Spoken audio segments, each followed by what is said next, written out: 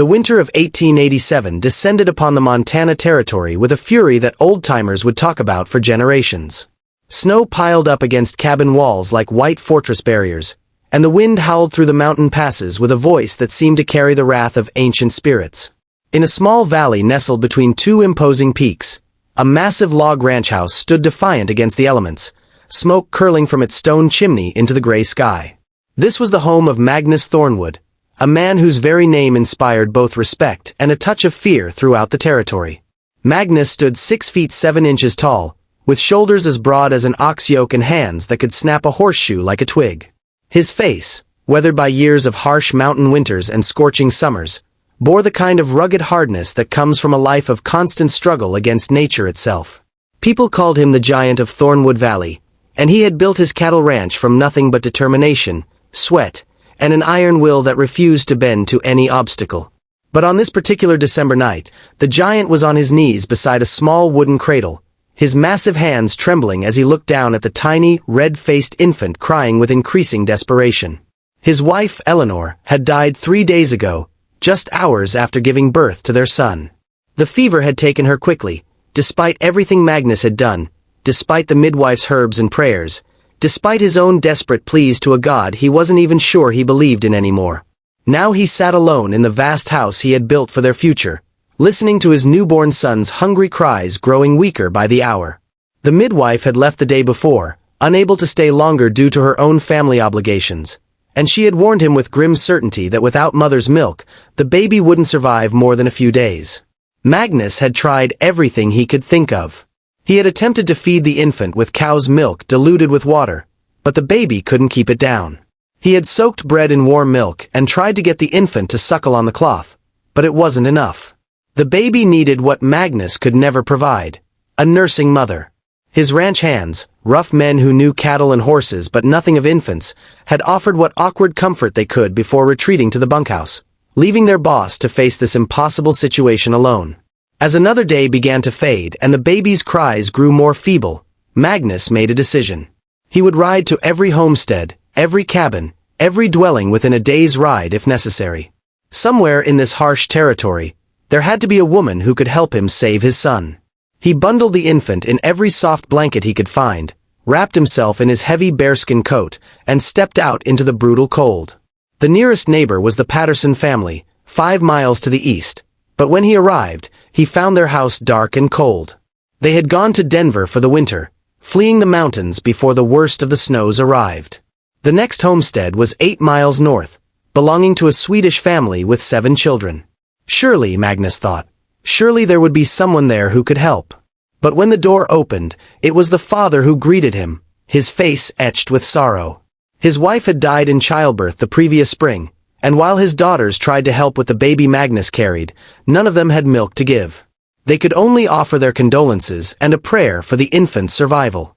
Magnus rode on through the deepening night, the baby growing quieter in his arms, which terrified him more than the crying had.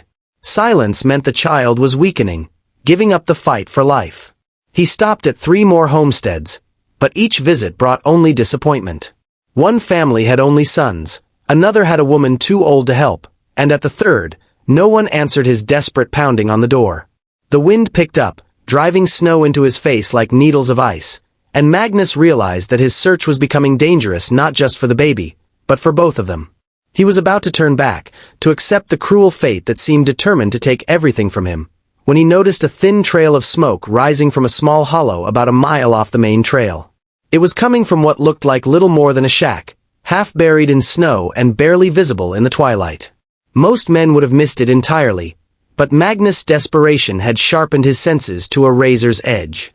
He urged his horse down the treacherous slope toward the dwelling, slipping and sliding through the deep snow.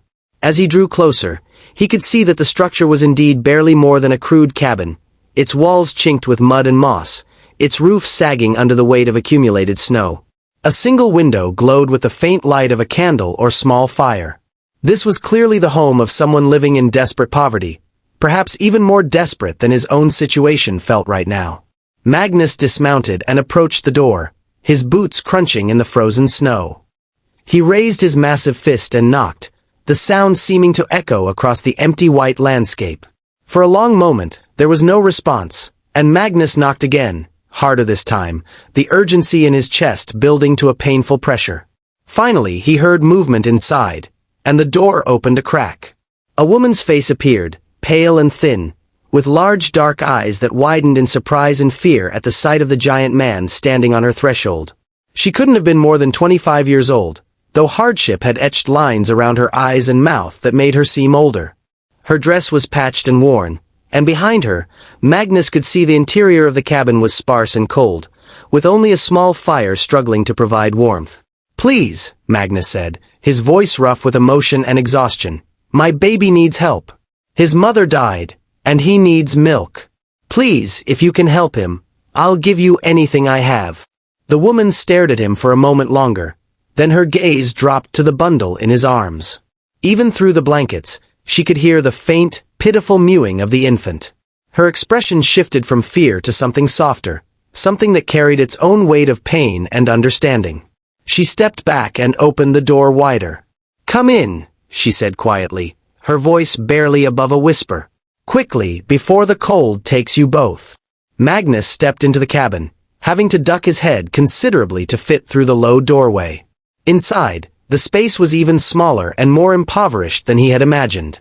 There was a single room with a dirt floor, a small iron stove that provided meager heat, a crude table with 2 chairs, and a bed in the corner covered with thin blankets. On that bed, he saw another bundle, and from it came the soft sounds of an infant.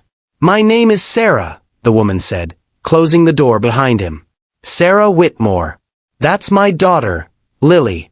She's 3 months old." She moved to the bed and picked up her own baby, a chubby infant with rosy cheeks who looked healthy and well-fed despite the poverty surrounding her. "My husband died in a mining accident 4 months ago, before Lily was born.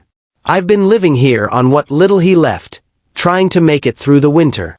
Magnus looked at this poor widow, living in conditions that would break most people, and he saw a strength in her eyes that matched anything he'd ever seen in the hardest of his ranch hands. She was surviving against impossible odds, keeping herself and her infant daughter alive through sheer determination. "Will you help my son?" Magnus asked, his voice breaking slightly on the words. "Please. He's all I have left of my wife." Sarah looked down at the bundle in Magnus' arms, then at her own daughter. She was quiet for a long moment, and Magnus felt his heart sink, fearing she would refuse. But then she nodded slowly. "Let me see him," she said, setting Lily back down on the bed. Magnus carefully unwrapped the blankets, revealing the tiny, red-faced infant who barely had the strength to cry anymore. Sarah took the baby with practiced gentleness, and Magnus watched as she examined him with a mother's expert eye. "He's dehydrated and weak, but I think there's still time. Sit down. This will take a while." Magnus sat on one of the rickety chairs, which creaked alarmingly under his weight, and watched as Sarah settled herself on the bed and began to nurse the infant. The baby, sensing what he needed, latched on with desperate hunger. Magnus felt tears, hot and unexpected, streaming down his weathered face. He wiped them away roughly with the back of his hand, embarrassed by this show of emotion, but Sarah paid no attention to his tears. She was focused entirely on the struggling infant, murmuring soft words of encouragement. "What's his name?" she asked after a few minutes. "Thomas," Magnus replied, his voice thick. "After my father. Thomas Jonathan Thornwood." "That's a strong name," Sarah said with a gentle smile.